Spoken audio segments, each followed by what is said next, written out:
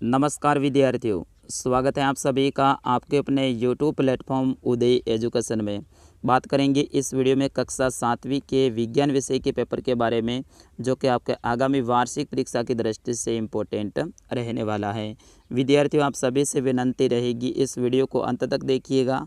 अगर आपने अंत तक देख लिया तो बिल्कुल मैं श्योर हूँ 100% कि आपके लिए ये वीडियो है वरदान साबित होने वाला है, क्योंकि इस वीडियो में मैंने सारे प्रश्नों के आंसर भी साथ में लिख रखे हैं ताकि आपको भी याद हो जाए और आपको यहाँ से फ़ायदा हो और एग्ज़ाम में आपके अच्छे से अच्छे नंबर आए। तो बिल्कुल आप सभी से विनंती रहेगी अंत तक ज़रूर आप देखिएगा। मैंने 6 से 7 घंटे मेहनत की है, तब जाके ये पेपर है आपके लिए तैयार हो रहा है। देखिएगा, पहला प्रश्न आपकी स्क्रीन पे है कि प्रकाश संश्लेषण प्रक्रिया के लिए आवश्यक घटक नहीं है। विद्यार्थियों, आप सभी से निवेदन रहेगा, चैनल को अभी तक आपने सब्सक्राइब नहीं किया है तो चैनल को सब्सक्राइब कर लीजिएगा और वीडियो को लाइक ज़रूर कीजिएगा। तो इस प्रश्न का सही आंसर होगा वो होगा आपका ऑप्शन नंबर द ऑक्सीजन। यानी प्रकाश संश्लेषण प्रक्रिया के लिए जो आवश्यक घटक नहीं है वो आपका ऑक्सीजन रहेगा।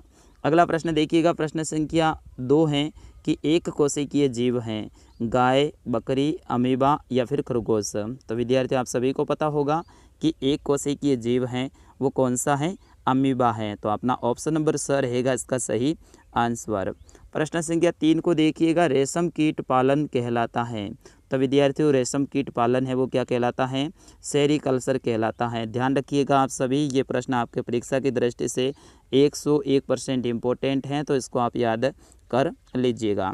अगला प्रश्न है प्रश्न संख्या 4 कि जल धारण क्षमता है वो सबसे अधिक है वो किस में होती है, यानी कौन सी मिट्टी में होती हैं। तो जो अपने मृणमय मृदा होती है उसमें सबसे अधिक जो है वो जल धारण करने की क्षमता होती है। तो अपना ऑप्शन नंबर ब रहेगा वो सही आंसर रहेगा। विद्यार्थियों, इस प्रश्न को भी आप याद कर लीजिएगा। अगला प्रश्न देखिएगा, प्रश्न संख्या 5 है कि तवसा के द्वारा श्वसन करने वाला जीव है वो कौन सा है। यानी चमड़ी के द्वारा, तवसा के द्वारा है वो क्या करता है? श्वसन करता है, यानी श्वास लेता है। तो साथियों वो हो जाएगा केंचुआ। अपना ऑप्शन नंबर ब रहेगा इसका सही आंसर। विद्यार्थियों, एक बार पुनः आपसे निवेदन रहेगा, वीडियो को लाइक ज़रूर कीजिएगा। प्रश्न संख्या 6 है कि पादपों में जल का परिवहन होता है। तो पादपों के अंदर जो जल का परिवहन होता है विद्यार्थियों वो होता है जाइलम के द्वारा। तो अपना ऑप्शन नंबर अ रहेगा इसका सही आंसर। बढ़ते हैं अगले प्रश्न की ओर। अगला प्रश्न है प्रश्न संख्या 7 और इसमें है वो आपको रिक्त स्थान की पूर्ति करनी है, यानी खाली जगह को भरना है। तो यहाँ पे देखिएगा, पहली खाली जगह क्या है? क्योंकि हरे पादप अपना खाद्य स्वयं बनाते हैं इसीलिए उन्हें खाली जगह कहते हैं। तो उसे क्या कहते हैं? स्वपोषी कहते हैं। तो अपनी खाली जगह में क्या आ जाएगा? स्वपोषी आ जाएगा, जो कि यहाँ पे दे रखा है। अगला देखिएगा इसका कि मानव शरीर की सबसे बड़ी ग्रंथि का नाम क्या है। तो उसका सबसे बड़ी ग्रंथि का नाम क्या है विद्यार्थियों? यकृत है। तो यहाँ पे आप लिखना है यकृत। अगला देखिएगा, अमीबा अपने भोजन का पाचन है वो खाली जगह में करता है, तो खाद्य धानी में करता है। इसका चौथा देखिएगा आप कि रेशम फाइबर खाली जगह से बने होते हैं। तो रेशम फाइबर हैं विद्यार्थी वो प्रोटीन के बने होते हैं। और 5वीं खाली जगह है कि ताप को डिग्री खाली जगह में मापते हैं, तो सेल्सियस में मापते हैं। तो खाली जगह में क्या आ जाएगा? सेल्सियस आ जाएगा। अगला प्रश्न है प्रश्न संख्या 8 कि निम्न कथनों में सत्य एवं असत्य कथनों का चयन कीजिएगा। यानी आपको बताना है सत्य और असत्य। तो पहला क्या है इसमें कथन देखिएगा आप कि सूर्य से हम तक ऊष्मा सहमन प्रक्रम द्वारा आती हैं। तो ये गलत है, असत्य हो जाएगा आपका इसका आंसर। दूसरी देखिएगा यहाँ पे कि सभी गर्म पिंड हैं वो विकिरणों के रूप में ऊष्मा विकिरित करते हैं। तो ये बिल्कुल सत्य बात है, तो यहाँ पे हो जाएगा सत्य। इसका अगला देखिएगा प्रश्न संख्या 3 है कि थर्मामीटर को पढ़ते समय पारे का तल है वो दृष्टि रेखा की सीध में होना चाहिए। तो बिल्कुल ये सत्य है, तो यहाँ पे आप लिखोगे सत्य। और ये सारे के सारे उत्तर हैं आपको कहाँ लिखने हैं? अपनी कॉपी में लिखने हैं। चौथा प्रश्न देखिएगा, प्रत्येक व्यक्ति का सामान्य ताप है वो 37 डिग्री होता है। तो विद्यार्थियों ये क्या है? असत्य है। इसका 5वां देखिएगा आप कि सर्दियों में सूती वस्त्र हमें गर्म रखते हैं। ये बिल्कुल गलत है, क्योंकि सर्दियों में है वो हमें ऊनी जो वस्त्र होते हैं वो गर्म रखते हैं, सूती नहीं रखते हैं, तो ये भी हो जाएगा असत्य। अगला प्रश्न देखिएगा, प्रश्न संख्या 9 है, ये आपके 2 अंक का रहने वाला है कि भौतिक परिवर्तन किसे कहते हैं। तो विद्यार्थियों इसके आंसर भी मैंने लिख रखे हैं, तो आप मेरी मेहनत के लिए लाइक ज़रूर कर दीजिएगा। तो भौतिक परिवर्तन वह परिवर्तन होते हैं जिसमें किसी पदार्थ के भौतिक गुणों में परिवर्तन हो जाता है, तो उसे क्या कहते हैं, भौतिक परिवर्तन कहते हैं। प्रश्न संख्या 10 देखिएगा, समझाइए कि मृदा कैसे बनती है। तो बिल्कुल आपको बताना है कि मृदा कैसे बनती है। आप ध्यानपूर्वक इस प्रश्न का आंसर देखिएगा। पवन, जल, जलवायु की क्रियाओं से सेलों यानी चट्टानों के टूटने पर मृदा का निर्माण होता है, और इस प्रकार सेल कणों और ह्यूमस का मिश्रण है वो मृदा कहलाता है। अगला प्रश्न देखिएगा, प्रश्न संख्या 11 है कि रक्त लाल रंग का क्यों दिखाई देता है। तो इसका आंसर आप देखिएगा, लाल रक्त कोशिकाओं में उपस्थित लाल जो वर्णक हैं जिसमें हीमोग्लोबिन के कारण है वो रक्त क्या होता है, लाल रंग का दिखाई देता है। तो आपको क्या लिखना है, हीमोग्लोबिन के कारण क्या होता है, जो इनके कण होते हैं वो लाल रंग के दिखाई देते हैं। प्रश्न संख्या 12 को देखिएगा आप, विद्युत धारा के किन्हीं 2 प्रभावों के नाम लिखिएगा। तो विद्युत धारा के 2 प्रभावों के नाम लिखने हैं। तो यहाँ पे पहला प्रभाव है कि विद्युत धारा का तापीय प्रभाव होता है, और दूसरा प्रभाव होता है कि विद्युत धारा का चुंबकीय प्रभाव होता है। तो ये 2 प्रभाव आप लिखोगे तो आपको पूरे नंबर मिलेंगे।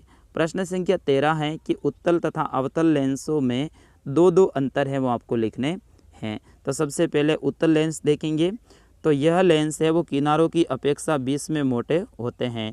उत्तल लेंस कैसे होते हैं, 20 में मोटे होते हैं, यानी ऐसे गोल होते हैं, तो इसका जो 20 वाला भाग है वो मोटा होता है। जबकि अवतल में देखिएगा ये 20 की अपेक्षा किनारों पर मोटे होते हैं। अवतल में किनारे पे मोटाई ज़्यादा होती है और 20 में कम होती है, जबकि उत्तल में 20 में मोटाई ज़्यादा होती है। दूसरा देखिएगा इसमें अंतर कि ये वास्तविक प्रतिबिंब बना सकते हैं, और अवतल लेंस है वो क्या करते हैं, ये सदैव आभासी प्रतिबिंब ही बनाते हैं। प्रश्न संख्या 14 को देखिएगा आप, समझाइए कि भौमजल की पुनः पूर्ति किस प्रकार होती है।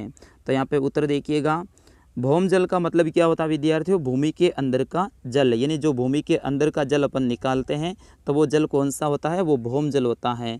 तो उनकी जो पुनः पूर्ति है यानी दोबारा से वो कैसे वहाँ पे आता है वो आपको समझाना है। तो यहाँ पे देखिएगा आप, वर्षा जल और अन्य स्रोतों जैसे नदियाँ, तालाबों का जल मृदा से रिस कर यानी मिट्टी के अंदर रिसने का मतलब होता है अंदर जाता है, और भूमि की नीचे गहराई में रिक्त स्थानों के और दरारों में है वो भर जाता है।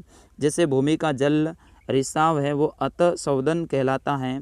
अतः इस प्रक्रम द्वारा उपयोग में किए जा रहे भौमजल की पुनः पूर्ति हो जाती है।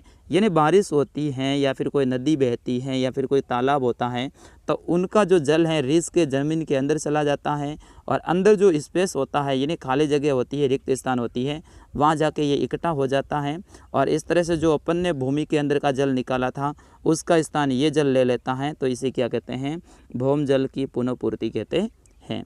प्रश्न संख्या 15 को देखिएगा आप, अपघटक किसे कहते हैं, इनमें से किन्हीं 2 के नाम बताइए, और ये वन में क्या करते हैं। तो सबसे पहले अपघटक किसे कहते हैं देखिएगा, पादपों और जंतुओं के मृत शरीर को ह्यूमन में परिवर्तन करने वाले सूक्ष्म जीव हैं वो अपघटक कहलाते हैं।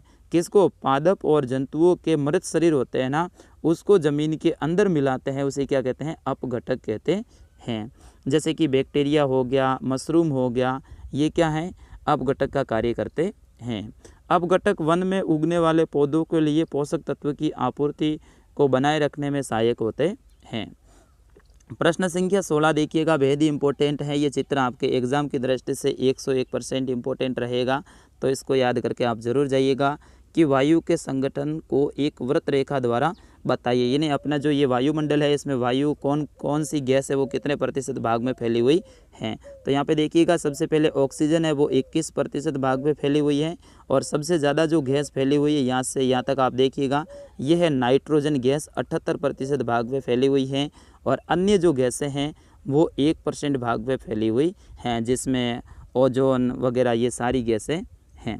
अगला प्रश्न देखिएगा, प्रश्न संख्या 17 है, किसी पुष्प का चित्र खींचकर उनके जो जनन अंग है उनके नामांकित कीजिए। यानी ये देखिएगा पुष्प के जो जनन अंग हैं ये भी चित्र आपको याद कर लेना है। जैसे कि देखिएगा ये हैं पुकेसर, यानी नर जनन अंग हैं फूलों के अंदर, और ये है मादा जनन अंग। नर जनन अंग के कौन कौन से अंग होते हैं देखिएगा, परागकोश होता है और पुंतु होता है, ठीक है, ये दो ही होते हैं। जबकि मादा में आप देखो कृतिकाग्रह होता है, वर्तिका होता है, अंडाशय होता है और बीजांड होता है। तो ये अंग है, इनको आप याद करके जाइएगा। ये चित्र आपके एग्जाम की दृष्टि से इम्पोर्टेंट रहेगा। प्रश्न संख्या 18 देखिएगा, परजीवी एवं मृतजीवी में अंतर स्पष्ट कीजिए। तो सबसे पहले देखिएगा परजीवी, ये अपना भोजन है वो सजीवों से प्राप्त करते हैं, और मृतजीवी हैं ये अपना भोजन है वो मृत एवं विघटनकारी जो सड़ी गली वस्तुएं हैं उनसे प्राप्त करते हैं। तो परजीवी का तो एक तो अंतर आपको याद रह जाएगा कि ये भोजन है ये कहाँ से प्राप्त करते हैं, सजीवों से प्राप्त करते हैं। जबकि मृतजीवी हैं ये जो मृत भोजन वगैरह, मृत जो जीव जंतु होते हैं और सड़ी गली वस्तुएं होती है वहाँ से प्राप्त करते हैं। दूसरा अंतर इसमें देखिएगा, ये सामान्यतः परपोषी के ऊपर और भीतर रहते हैं, जबकि जो मृतजीवी हैं ये हमेशा अमृत एवं यहाँ पे अमृत नहीं है, सड़ी गली जो वस्तुओं के ऊपर रहते हैं। और यहाँ पे देखिएगा अमरबेल, जोंक, जू जैसे पादप जीव परजीवी के प्रमुख उदाहरण हैं, और शतरक, मशरूम और साथ ही कवक आदि मृतजीवी के उदाहरण हैं। प्रश्न संख्या 19 को देखिएगा, इसमें आपके अथवा में मिल जाएंगे कि पादपों अथवा जंतुओं में पदार्थों का परिवहन क्यों आवश्यक है, समझाइएगा। इसका आंसर नहीं आता तो अथवा में आपके सामने ऑप्शन रहेगा कि वर्षा ऋतु में कवक अचानक कैसे प्रकट हो जाते हैं। 20वां देखिएगा, शैवाल किसे कहते हैं और इनका रंग हरा क्यों होता है। अथवा में ऑप्शन मिल जाएगा, पादपों को नाइट्रोजन कहाँ से प्राप्त होता है। और अंतिम जो प्रश्न रहेगा वो रहेगा आपका 22वां कि अमीबा का नामांकित चित्र है वो आपको बनाना है। किसका चित्र बनाना है विद्यार्थियों, अमीबा का चित्र बनाना है। तो यहाँ पे देखिएगा ये अमीबा का चित्र है, इस टाइप का होता है। और अथवा में ऑप्शन मिल जाएगा, ग्रासिका में भोजन की गति किस कारण से होती है वो आपको बताना है। तो विद्यार्थियों ये था कक्षा 7 का आपके विज्ञान विषय का पेपर। मैं आशा करता हूँ आपको पसंद आया होगा, और इस पेपर को आप ज़्यादा से ज़्यादा शेयर कीजिएगा, और आगे किस विषय का पेपर चाहिए आप ज़रूर वीडियो के कमेंट बॉक्स में लिखिएगा। विद्यार्थियों मिलता हूँ अगले पेपर में, तब तक के लिए जय हिंद, वंदे मातरम।